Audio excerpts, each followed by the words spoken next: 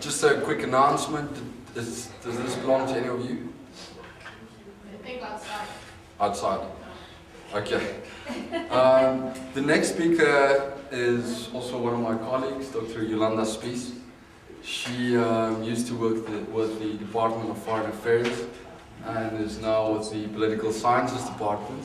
She will say a few words about, the project and the conference. Thank you.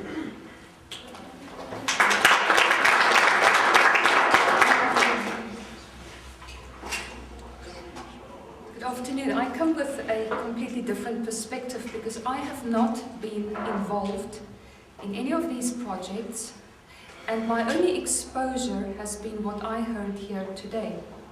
So I cannot claim any credit for anything. I can just give you impressions that I have gleaned from this conference. As Leon said to you, I used to be a South African diplomat, in fact until a year and a half ago.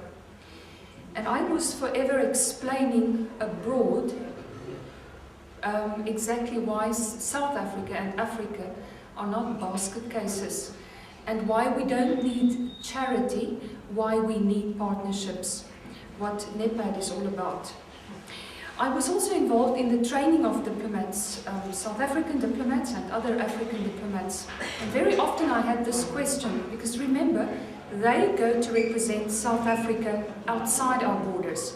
So they don't become involved in these kinds of projects, although many of them are products of Mamelodi and other environments. And they used to ask me where I would recommend they go in the world, because there were just so many of these embassy postings that sounded incredibly glamorous and fun to be at. And my answer to them was always the same. Go where you will feel needed, and you are not going to feel needed in the rich and prosperous places. You will enjoy the lights and the fun for only so long, and then you will start to feel superfluous. You have to be in a place where you are actually going to make a difference. And in order to do that, you have to go to places where you actually have something to do. And this is something that I picked up at this conference today. Whatever your obstacles, whatever your frustrations, your irritations, your anger, your baggage from the past, your current problems, what you are doing is you're feeling needed. And that is a blessing. When you can do a job where you're actually making a difference in people's lives, that must be the greatest gratifying experience in the world. And I envy you that. I have family members who are missionaries in Zambia. And I often ask them why they go there, and they tell me the same thing. They say they feel needed. And they also give me this terrible, tragic piece of experience. They say that when they deal with people who have a limited lifespan, those people have a much greater appreciation of life. But they also have a much greater appreciation of spirituality. When you deal with people who are in real need, a community that is so much in need of development, you have a heightened sense of life and of growth, of everything that we are capable of doing as human beings, bad as well as good. What I did today was to listen carefully to the speakers, and there is no way that I can summarize technically what everybody has said, because these are vast fields of expertise that I have only heard the tip of the iceberg of. But what I did was to just get some commonalities from the presentations of various speakers. And before I mention some of the commonalities, I want to refer to the word crises, because very often we regard something as a crisis. We do so at the moment with crime, with health in South Africa, with education in South Africa, with many other issues. We're a developing country. We have many crises. The Chinese sign for crises, and you know the Chinese have very artistic ways of writing, actually means problem plus opportunity. And this is something that many speakers pointed out. For every problem that you encounter in your organizations, you as students, as normal citizens, well, dwellers in Mamelodi, for every problem there is also an opportunity. That's an opportunity where you are going to make a difference. You always have a choice in life. Even if you think you don't have a choice, you have a choice of how you are going to approach a situation. Are you going to do it in a positive way? Are you going to do it in a negative way? Are you just going to accept certain problems and not even try to do anything about it? What I heard is that we are all, including myself, and I have not been through the struggle that you or your parents have been through. We all have historical baggage on our shoulders. We all live with ghosts from the past. And those ghosts sometimes bear down so heavily on our shoulders that we feel incapable of changing our future. I was fortunate to live in Korea for 4 years. And I saw that country going through a financial crisis and read up much on the history of it. In 1950, well, until 1953, it was involved in a brutal war that absolutely demolished the country. Immediately after the war, some of the international organizations, such as the International Monetary Fund and the World Bank, did research in order to find out where they would supply aid and which countries had the most potential to rise from the ashes again. They wrote a damning report on the Koreans as a people. Back then, we were not as politically correct, so in that report they called them lazy, unmotivated, incapable of progress. They are too prone to infighting. Well, if you look at Korea now, it is a net donor. It is one of the most developed countries in the world. So there's no way in the world that Koreans who believed that damning report back then in the 1950s would have ever risen from the ashes. I refuse to believe that any people in the world, based on their race, based on their background, based on their educational status, are incapable of moving higher in their future. And therefore, whatever our history, and we are bound by a brutal history as South Africans, but also as Africans, and also as humanity, because when you look at history, you see how people, human beings, have brutalized each other right through history.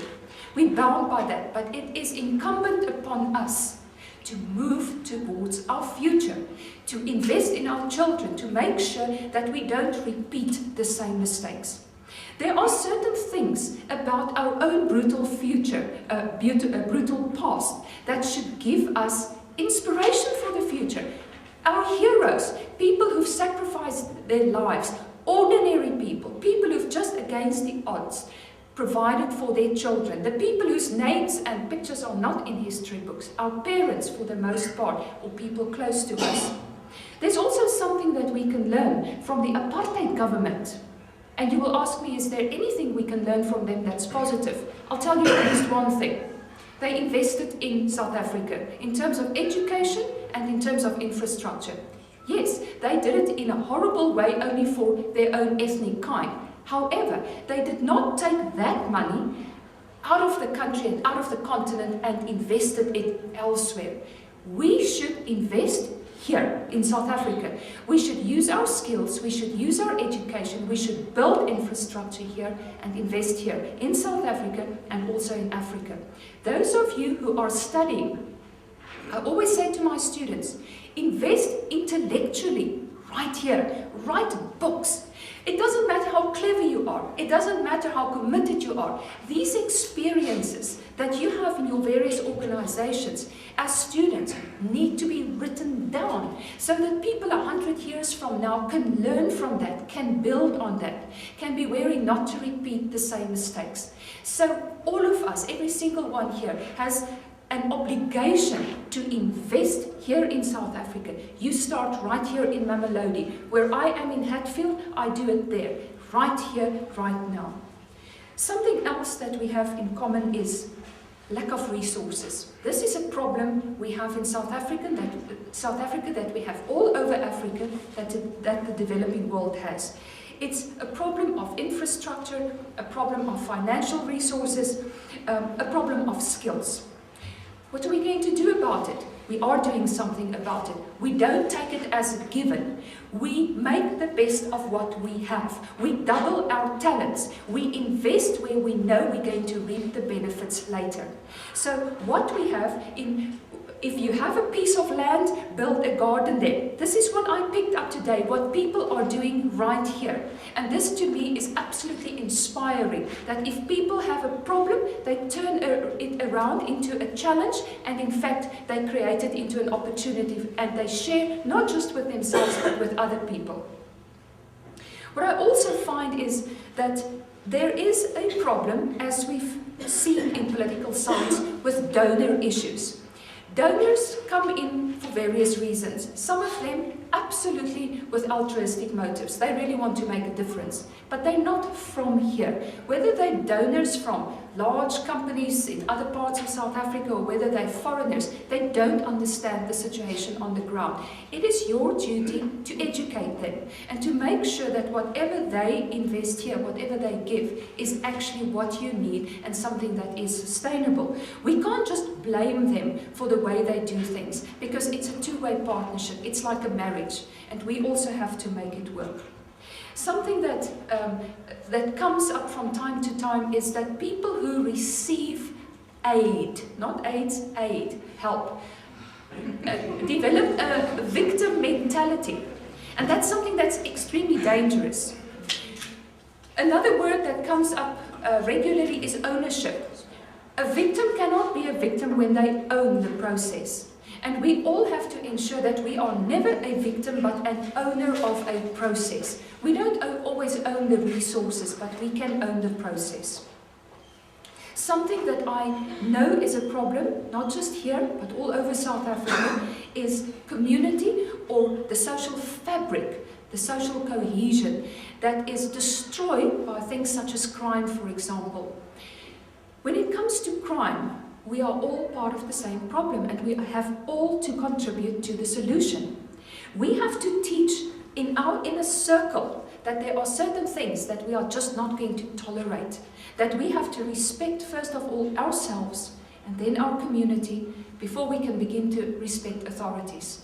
If we turn a blind eye to something a brother or a sister is doing, or a child, a mother or father, we are part of what they are doing. So we all have to take ownership of that. That beautiful South African concept of Ubuntu, that humanness that we are all sharing, we are also part of the problem. We have to be part of the solution.